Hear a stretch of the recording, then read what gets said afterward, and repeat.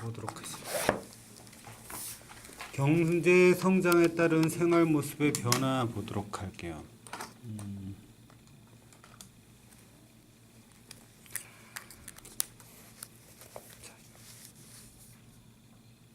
이거 다른 학년에서 했구나. 옛날에는 초가집, 귀하집이 많았어요. 자동차의 수가 적고 도로가 좁았어요. 한 학급당의 학생 수가 많았어요. 원장님 때는 한 반에 70명 정도 되었어요. 학용품의 질이 좋지가 않았어요. 공책에다가 글씨를 쓰면요 100% 뚫어집니다. 글씨만 써도요. 그 정도로 질이 안 좋아서 책받침을 다 썼어요. 모든 학생들이 안 쓸 수가 없었어요. 그 정도로 안 좋았어요. 종이들이. 오늘날은 단독주택, 연립주택, 아파트가 많아졌어요. 자동차 수가 증가했어요. 도로가 넓어졌어요. 한 학급당 학생 수가 줄어들었어요. 학용품의 질이 좋아졌어요. 왜 생활 모습이 변했나? 경제가 성장하였고 과학기술이 발달했어요. 과학기술과 경제가 성장했어요. 그래프를 통해 살펴본 우리 경제의 성장 모습. 원장님이 요 정도에 태어났어요. 70년 정도에. 정말 못 살았죠? 우리나라의 국내 총생산이 없죠? 그죠? 돈이 없었어요. 우리나라에 돈이 하나도 없었어요. 정말로. 나라에도 돈이 없었어요. 거지였어요. 근데 지금은 어마어마하게 많죠. 1인당 국내 총소득도 이랬어요. 너네들 부모님들은 이렇게 살았었어. 거지같이 살았었어. 너네들 부모님이 사주시는 물건들 정말 아껴 써야 돼요. 알았어요? 응? 우리 경제가 빠르게 성장하였다라는 걸 알 수가 있죠. 경제가 성장하니까 이건 국민들의 소득이죠. 소득도 늘어났어요. 자동차의 등록세 대수도 늘어나고요. 휴대폰 전화 가입자 수도 늘어났어요. 자, 그 다음에 국내 총 생산 볼게요.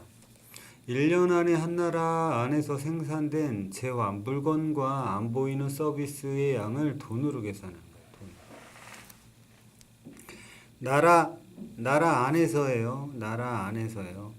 정기간에 한 나라 안에. 우리나라 사람이 번 게 아니라 한 나라 안이니까 우리나라 안에서 외국인이 벌은 것도 여기에 치는 거겠죠. 맞아요? 맞아요. 1인당 국민 총소득.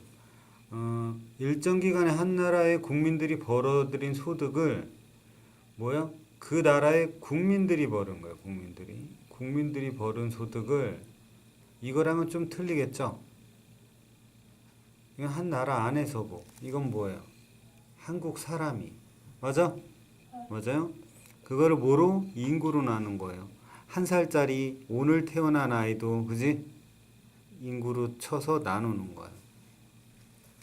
이런 걸 보면은 뭐를 알 수가 있어요? 그 나라 국민들이 잘 사나 못 사나를 알 수 있고요. 이거는 뭐예요? 그 나라에 힘이 있나 없나를 판가름할 수 있어요. 맞아요?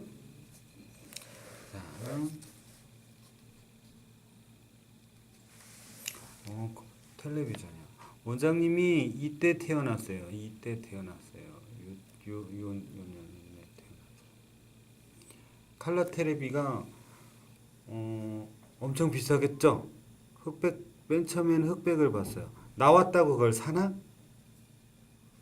등장했다고 그게 바로 소비자가 살 수 있나?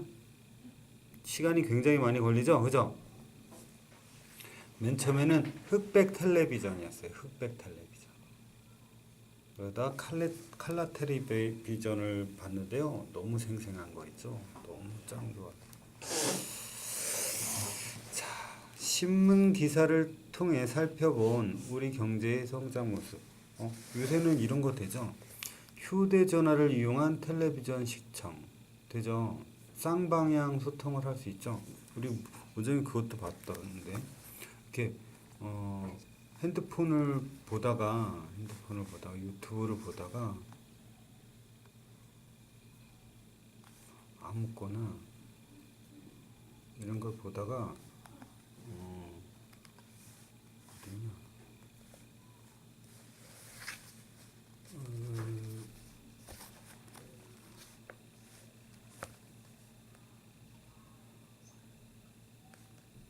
뭐지?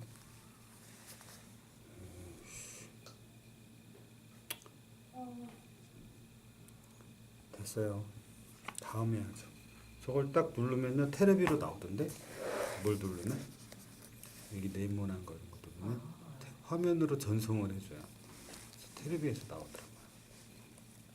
신문 기사를 살펴본 우리 경제의 성장 모습. 쟤는 아프다고 치고 너네 손 가만히 있어. 입으로 가져가거나 더러운 행동 하지 마. 외환 위기 볼게요. 우리나라는 1997년에 외환 위기를 겪었어요. 국제통화기금 IMF라는 곳으로부터 뭐라고 외환은 뭐야? 외국 돈이에요. 알았어요? 외국 돈을 지원받았어요. 외환이란 다른 나라와 거래를 할 때 쓰는 현금이에요. 예를 들면 우리가 다른 나라를 예를 들자. 중국하고 거래를 해요. 내가 중국에서 이거를 1000개 사올 거야. 1000개. 그지? 그럼 나는 뭘 줘야 되지? 돈. 무슨 돈을 줄까? 중국 돈. 중국 돈? 우리나라 중국 돈 환전하려면 복잡하지 않나? 여러 나라 줘야겠죠. 뭐를 줘야 되냐면 걔네가 받고 싶어 하는 돈이 있을 거 아니야. 그지? 맞아? 또 내가 주고 싶은 돈이 맞아야 돼. 근데 막 뭐 무슨 못 사는 나라 아프리카 돈으로 준다 그러면 받겠어? 안 받지. 한국 돈으로 줘도 안 받아. 그지? 뭘로 주면 받아? 달러나 지네 돈으로 줘야지 받을 거야 분명히. 맞죠? 근데 우리나라 나는 지금 중국 돈을 갖다가 이거 1000개 사면서 중국 돈을 준비하는 게 어렵지. 복잡하잖아. 맞지? 달러면 몰라도 그지? 달러 아니면 그지? 그 나라 돈을 해야 되는데 대부분 달러를 해요. 무슨 말인지 알겠지? 대부분. 근데 우리나라가 외환위기가 뭐냐면 달러가 없는 거야. 나가야 할 돈은 어마어마하게 많은 거야. 아까 이렇게 얘기한 것처럼 나가야 할 돈은 막 1400조 원 막 이런데 이게 달러가 그만큼이 없는 거야. 예를 들면. 그럼 우리나라는 어떻게 되겠어 갑자기? 바보 되는 거야. 한국 외환위기 지금 돈이 없대. 그럼 우리나라랑 거래를 할까? 뉴스에 다 났는데 더 힘들어져. 무슨 말인지 알지? 그게 소문 나가지고 요새 소문 빨리 나잖아요. 그죠? 그래서 우리나라랑 거래를 안 해. 전 세계가. 가뜩이나 돈이 없는데 어떻게 돼? 더 힘들겠죠? 많은 회사가 문 닫았어요. 대부분 회사가 문 닫았어요. 실업자의 수가 크게 증가했어요. 다 잘린 거라고 보면 될까 봐. 그래서 어떻게 국민, 기업, 정부 모두가 힘을 합쳐 노력한 결과 극복할 수 있었어요. 외환위기 볼게요. 다른 나라와의 무역에 필요한 외환이 부족해서 국가 경제에 큰 어려움이 닥치는 것이에요. 외환이 부족하면 안 돼요. 나라마다 들어오는 외환이 적어지거나 나가는 게 너무 많으면 남아있는 게 없겠지. 들어오는 게 적어도 돈이 없지. 그지? 맞아요? 외환위기가 발생해요. 나가는 게 너무 많거나 들어오는 게 너무 적어지면요. 우리나라도 이때 외환위기를 겪어서 국제통화기금 IMF라는 곳에서 많은 자금을 지원받은 게 아니라 보험은 아닌데 보험 같은 거예요. 보험. 지금 우리나라가 97년도에 했으니까 97년 80년도부터 여기에다가 1년에 몇 조 원씩 부어 나온 거야. 무슨 말인지 알지? 회원국은 이런 위기가 닥쳤을 때 조건에 해당되면은 돈을 꿔줘요. 이 정도 규모로 꿔줘요. 약관에 맞으면 무슨 말인지 알겠죠? 그러면 우리나라는 저 돈 빌린 돈 갖고 어떻게 할 수가 있어? 그 물건을 살 수도 있고 빚진 거를 갚을 수 있지 당장. 그지? 몇 년 동안 갚을 수 있죠. 그죠? 그러면은 회복될 수가 있겠죠. 그래서 IMF가 뭐라고? 국제통화기금이라는 것이 미국에 본부가 있어요. 전 세계에서 가입한 나라들이 돈을 거기다가 맡기고 그 돈을 위험이 닥친 나라에 빌려주는 거예요. 무슨 말인지 알죠? 근데 가입을 안 하면 혜택을 못 받는 거예요. 무슨 말인지 알겠죠? 우리나라는 가입을 했어요. 언제 가입했나 한번 볼까요?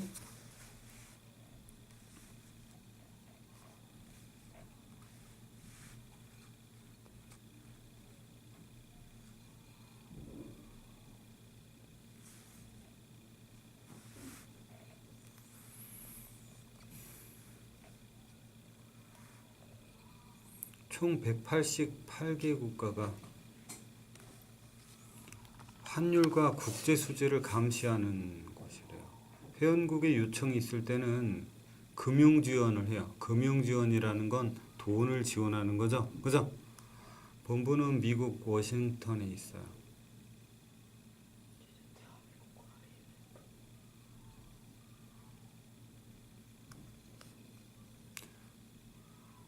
$195억 빌렸는데 다 갚았대요. 되게 많은 돈이죠? $195억. 이거를 얼마 되는 거예요? 응? 195억 달러면 얼마죠? 계산해 보죠.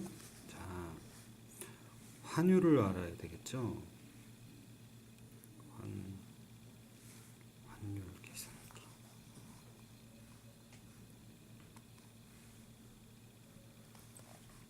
$195 억이면 공이 몇 개 붙어야 되냐? 이거 얼마야? 100만, 1000만, 1억 9,500만 19억 이거에 195억 됐나요? 20조. 20조. 아주 큰 돈은 아니에요. 우리나라 1년에 국가 대한민국에서 쓰는 돈이 500조예요. 500조예요. 무슨 말인지 알겠죠? 대한민국 그 정치인들이 쓰는 자금이 500조고요. 이 국내 총생산은 1,400조예요. 무슨 말인지 알죠? 20조 원을 빌린 거예요. IMF 때. 알았죠? 20조 원이구나. 그죠? 알았어요. 20조 원을 다 갚았어요. 갚았대요. 우리나라 60년대 이전, 우리 1950년도에 우리나라에서는 6.25가 발생했어요. 무슨 말인지 알죠? 그리고 53년도에 6.25 전쟁이 끝났어요. 원래도 일제강점기 조선 말기 때 우리나라 겁나게 못 살고, 그지? 전쟁까지 해서 다 부셔져 가지고 뭐가 있었겠어? 농업, 어업, 임업밖에 못 했겠죠? 그래서 선생님 그때 배 있었어요? 그 모터로 가는. 당연히 있었죠. 있으면 뭐예요? 일반인이 탈 수가 있어? 이용을 하겠어? 뭐 한 대 있으면 뭐해? 국민들이 이용하나? 누가 이용하나? 그지? 없는 거랑 마찬가지예요. 무슨 말인지 알겠죠? 그게 중요한 게 아니죠. 우리 일제시대 때 일본 놈들이 많이 가지고 왔었을 거 아니냐. 응? 그죠?